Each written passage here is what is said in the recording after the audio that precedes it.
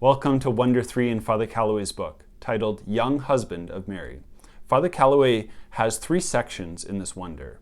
First, Old Men Don't Walk to Egypt. Second, Young Husband of Mary. And third, the Consecrated Knight. In order to explain these 3 sections, I'd like to provide the image of St. Joseph, Terror of Demons by Theophilia.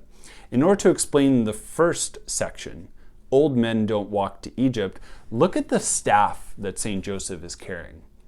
We know that this is not the cane of an old man, but the staff of a young man who was strong physically, who was willing to not only walk hundreds of miles to protect Mary and Jesus, and also to give reverence and service to God in the temple 3 times a year. Not only physically, but he does this spiritually for us today. St. Joseph is willing to go the distance for you. And that's one of the great joys that we will discover deeper and deeper in our consecration to St. Joseph. In order to explain the second section, Young Husband of Mary, look at the lily on the top of Joseph's staff.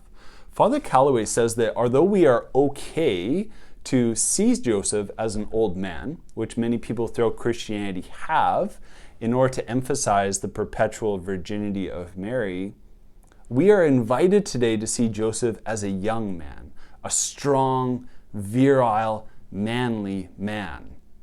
And when we look at the lily, we see that this lily is not a wilted flower, but it's something in full blossom. And that's what Venerable Fulton Sheen puts forward in presenting St. Joseph as a young man.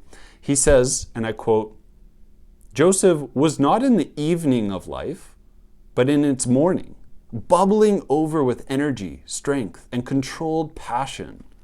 And earlier he says Joseph was probably a young man, strong, virile, athletic, handsome, chaste, and disciplined. Instead of being a man incapable of loving, he must have been on fire with love. It's really inspiring, especially for young men, to see St. Joseph as a model for them of a man who was fully alive with life and controlled his passions through the virtue of chastity in order to make a complete gift of himself for his wife, not in sexual actions, but in pure self-giving love.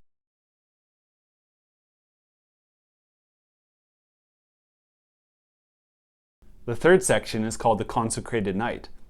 And when we look at the staff with the lily on top, and then we look down, we realize that this is not your ordinary staff.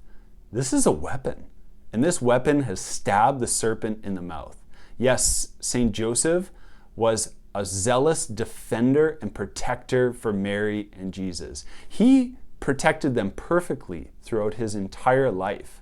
And he wants to do the same for each one of us today. And as we journey through our consecration to St. Joseph, we'll realize that St. Joseph is not only a consecrated knight for us, willing to defend us at all costs, but he's setting the model for us. He's the prototype. He's showing us what it's like to be truly consecrated, totally devoted to Mary and Jesus. And so when we look at this image of St. Joseph, we realize that we are supposed to stand in his place today, be zealous defenders of Mary and Jesus and our family and all of the loved ones in our life. St. Joseph, pray for us.